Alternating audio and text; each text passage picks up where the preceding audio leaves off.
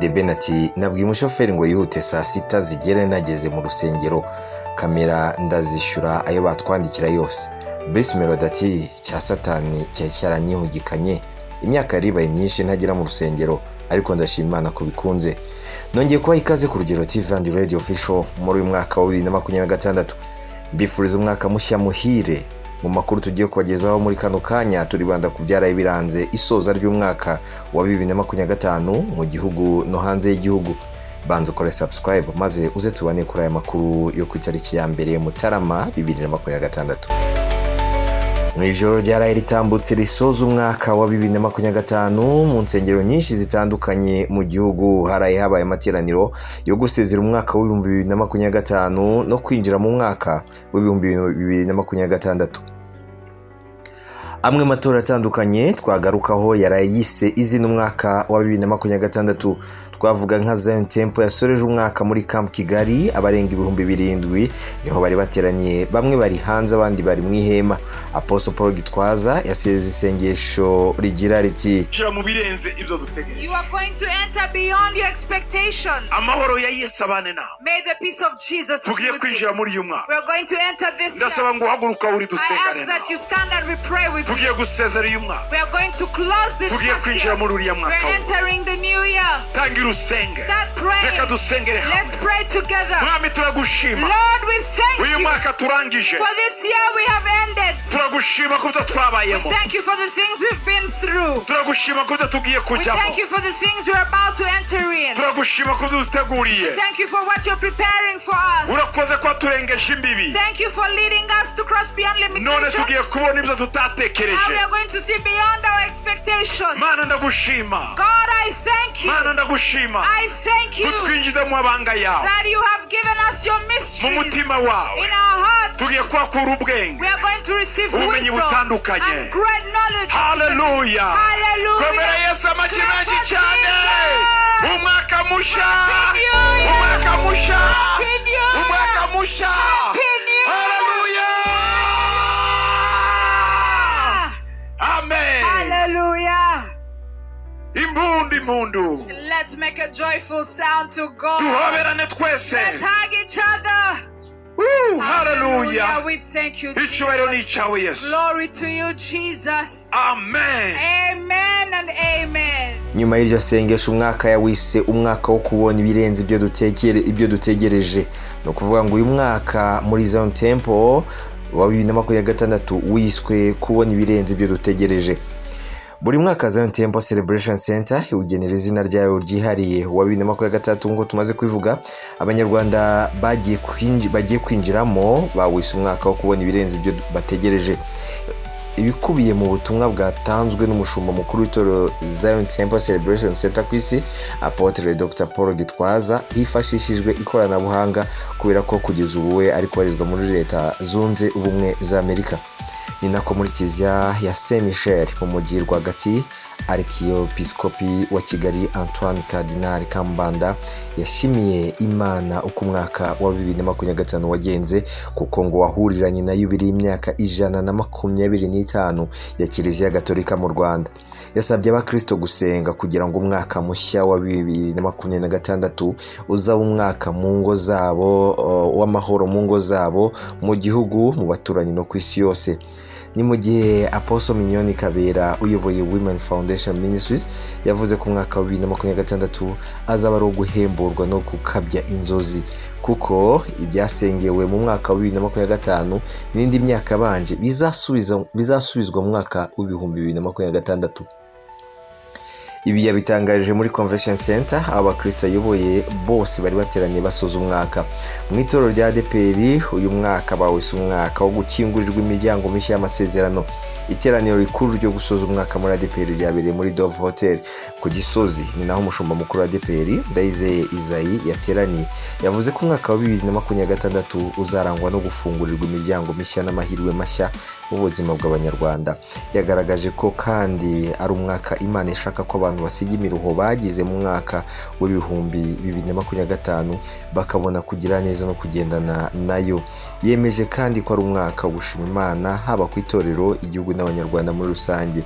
Yongeye kandi gushimangira ko ari umwaka wo kwinjiranamo umutima mushya, imitekerereze mishya, kandi Imana ikinguye umuryango kuri buri wese. Ndayizeye kandi yavuze ko ari umwanya wo kongera guhishurira umugambi Imana ifite ku buzima bw'umuntu. Ati kuba ugeze 2026 usa amahirwe, ahubwo hari impamvu n'intego Imana ifite ku buzima bwawe. Reka uzahishurirwe icyo Imana yakuzigamiye. Amakuru yacu tuyakomereze ku bahanzi basanzwe bazwi mu ndirimbo zisanzwe, harimo The Ben na Bruce Melody. Amakuru arimo kuvugwa cyane mu myidagaduro n'aya mashusho yagaragaye y'umuhanzi The Ben ndetse na Bruce Melody bagaragaye bose bari mu masoza umwaka bari mu rusengero. Ubwo umwaka wari musozwa benshi batunguwe na Bruce Melody kuko n'ubusanzwe The Ben amaze kubamenyereza ko umwaka usoreza mu rusengero. Bruce Melody yagaragaye ari mu rusengero rwa Hope in Jesus rubarizwa ku Gishushu, aho yari ari kumwe na Amani, umukristo wa Hope in Jesus usanzwe abarizwa mu myidagaduro. Itorero ryamuhaye ikaze maze ashima Imana ku mwaka usoreje mu rusengero nyuma y'imyaka myinshi adakandagira mu rusengero, maze aririmba indirimbo ye ya gospel yashize hanze kuri album aheruka gusohora. Amen. Hallelujah.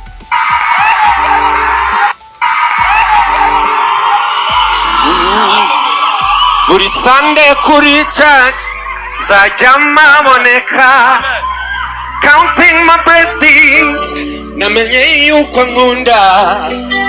Mu minsi isanzwe nzajya mushimira, mu byiza no mu bibi amenye ko nayobye akanyobora inzikwiye. That's why I say hallelujah.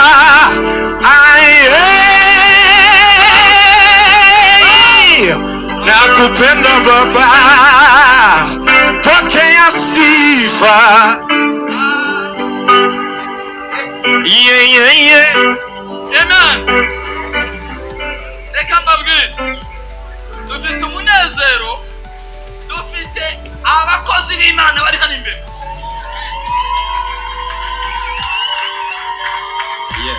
Ndagira ngo babasuhuze nashaka indirimbo yawe iyo ngiyo umusozi uhagaze.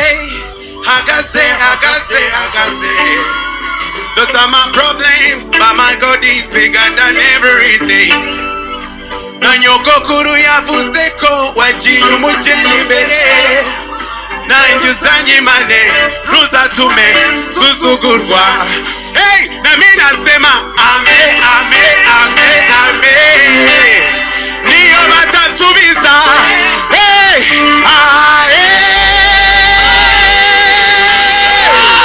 nakupenda Jesie, pokea sifa,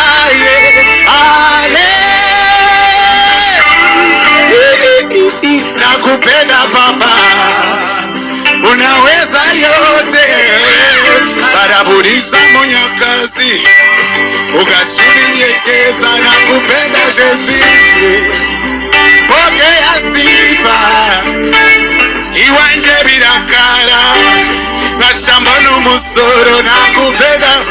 Haleluya. Murakoze cyane, murakoze. Nitwa Itahiwacu Bruce.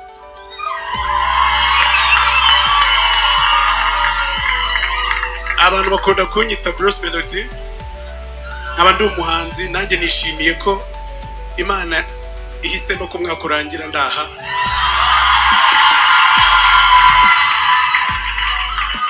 Hashize igihe kinini, imyaka myinshi ntabasha gusoreza umwaka mu rusengero, ariko ni ku bundi byatangiye, niko twarezwe. Cya shitani cyagize gutya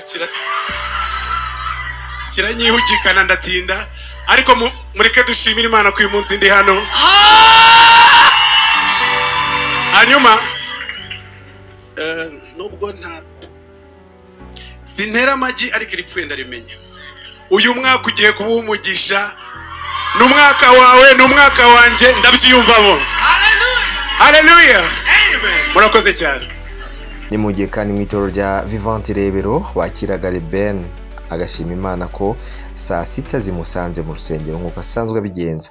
Yavuze ko byari bigoranye kugira ngo abashe kugera mu rusengero saa sita kuko yavuye mu nama yari arimo igitaraganya, ahita abwira shoferi kwihuta mu buryo bushoboka atitaye kuri kamera kuko ayo bamuca yose azayishyura, gusa amusaba kwitonda adahutaza abari mu muhanda. Yakomeje ejo aririmbana na worship team ya Vivant indirimbo zitandukanye nk'uko mubyumva muri aya majwi. The man. Oya, twamuhamagaye hano ni mu mureke. Ahinduye ibihe.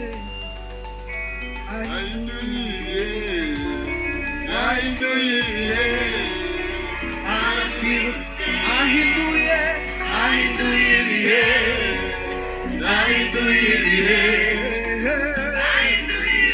Aratwibutse.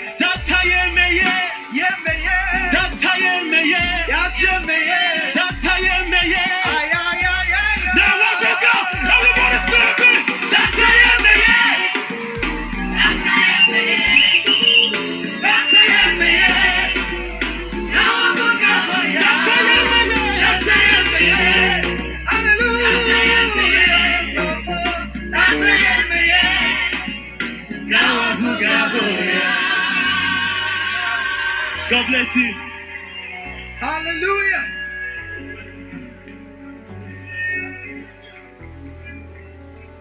Hallelujah. Hallelujah. Nitwa Ben Mugisha.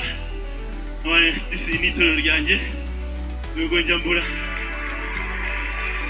Ndashima Imana kuko twari turi kwihuta, twari turi ahantu mu nama. Kubera ko ejo dufite akazi katoroshye.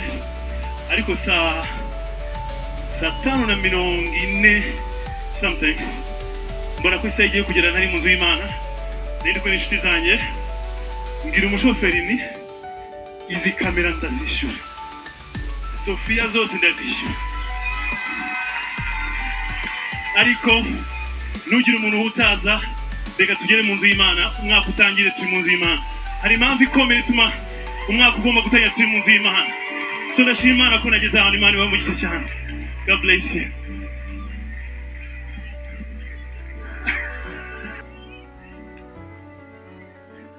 Shimu mwami ni mwiza isi tararemwa yariho, shimu wankunze namuzi, shimwe ndirimba ni Yesu aberaho.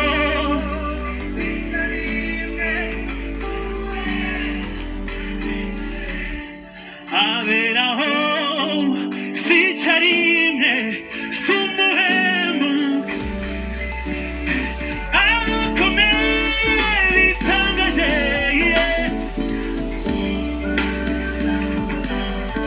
aberaho sicharimwe sumuhemu akomeye bitangaje, ndamuvuga ndamurata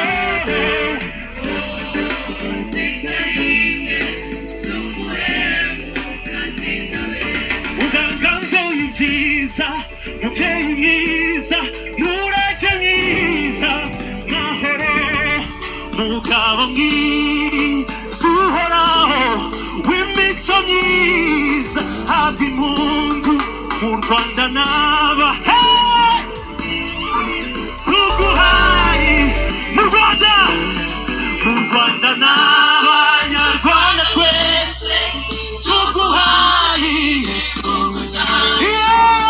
komeye bitangaje aberaho sicarimwe z'umuhemu kandi nabeshya.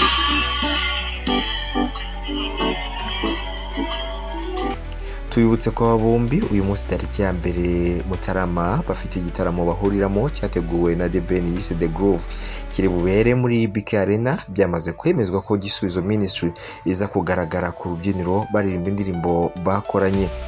Twambuke tujye hanze y'u Rwanda, ari naho tugiye gusoreza amakuru yacu yo kuri wa kane tariki ya mbere Mutarama 2026.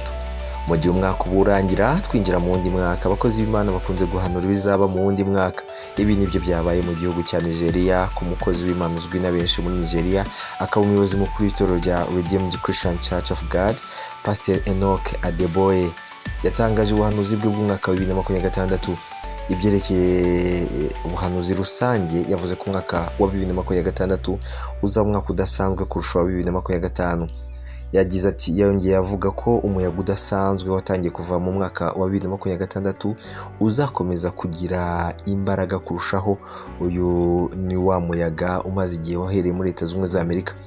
Yakomeje avuga ko hazabaho amahirwe menshi mu iterambere, intsinzi ndetse kunanirwa kwa benshi ngo kuzaba guke kurusha umwaka washize. Ubuhamya bwinshi buzatangira bugira buti Imana yaranyibutse, ngo ubwo umwaka wa 2026 uza gusozwa nibwo benshi bazavuga amashimwe avuga ko Imana yabibutse muri uyu mwaka. Mu gihugu cya Nigeria yahanuye ko inzara izagabanuka, aho yababwiye ko afite ibice bibiri, ariko igice cya mbere yavuze ko inzara izagabanuka, imishinga mito n'iciriritse izatangira gutera imbere no gukuraza umusaruro. Japa izasubira inyuma, abantu benshi bavuye muri Nigeria ngo bazatangira gusubira mu gihugu cyabo. Igice cya kabiri yasezeranyije ko azatangaza igice cya kabiri kuri wa gatanu tariki ya 2 Mutarama, Imana ngo nibimwemerera. Mu rwego mpuzamahanga yahanuye ko amahirwe yo kuba habaho intambara ikomeye azaba ari make uyu mwaka kurusha umwaka washize. Ku bijyanye n'ikirere, imiterere izaba isa n'iy'umwaka wa 2025, uretse ko ngo hashobora kubaho inkubi y'umuyaga ikomeye cyane, imwe cyangwa ebyiri. Ayo niyo makuru ya Gospel yaraye asoje umwaka wa 2025 twari twabateguriye. Mwakoze kubana natwe, mwari kumwe nanjye aho nambutsa. Mukomeze kubana natwe ku Rugero TV and Radio Official, mukora subscribe na share. Mugire umwaka mwiza ndetse mukomeze kunogerwa n'iyi misi yo gusoza yo gutangira umwaka mushya nakagaruka.